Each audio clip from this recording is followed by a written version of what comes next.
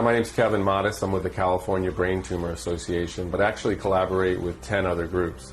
One of the groups is emfscientist.org, emfscientist.org. That's 220 doctors and scientists from 39 countries who have looked at health effects from wireless radiation. And from their work and the work of others, we can clearly say that wireless radiation can cause cancer, neurological problems, immune system disorders, and reproductive harm. Clearly, our scientists, along with the other groups I work with, which are composed of people who are developing wireless health effects from their various sources. For instance, people developing brain tumors from their cell phone and the radiation emits. People developing neurological symptoms from the Wi-Fi, from school Wi-Fi.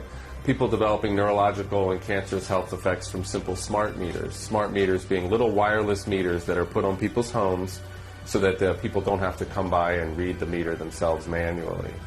So regardless of the source, and cell towers are the most powerful source of wireless radiation emissions, regardless of the source, the health effects can be the same. So what brings me here today is the rollout of 5G technology. And people need to understand that 5G technology is very different from 2G, 3G, and 4G that preceded it. And that is because the wireless radiation is using a higher frequency. Our current wireless technology uses about 1 gigahertz to 4 gigahertz. This new 5G technology is ultra high frequency, ultra high intensity, and it's 24 gigahertz to 90 gigahertz. To put this in some type of perspective, 90 gigahertz is 90 billion electromagnetic waves per second hitting your body. We know people are already getting sick from the lower frequencies, and we expect, that is our scientists expect, that these higher ultra high frequency microwaves are going to bring people to disease quicker and in a more intense form.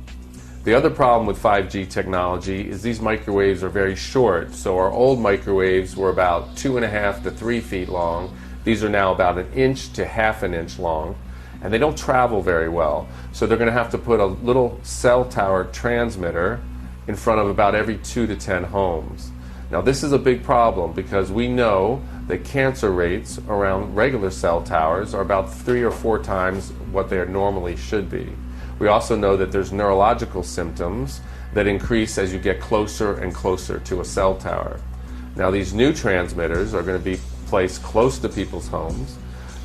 It's going to be continuous exposure as with other cell towers, but it'll be emitting a much more higher frequency, high intensity wireless radiation. Ladies and gentlemen, not only are these 5G death towers going to double cancer rates in our country, they are going to be used to target individuals in a way never seen before. Since most people keep their smartphones on them like a tracking device, and since their political profiles are linked to their phones, it only makes sense that this is going to be an easy way to target people silently and without a trace. As you can see with these new 5G death towers, they are going to be focusing beams of high-frequency energy at a user's location. These 5G death towers are in fact particle beam weapons that can be aimed at people. These particle beams move at the speed of light and track you wherever you go. And in most cases, you'll be hit with particle beams coming from multiple directions. This truly is a national emergency considering who controls this technology. You saw how the IRS was targeting conservatives. You saw how the FBI covered up the Las Vegas and Hillary investigations. Well, what do you think this beast system is going to do with Christians and conservatives on their networks? Zap, zap, and double zap. That's what. Admit it, that's what you would do if you were Dr. Evil.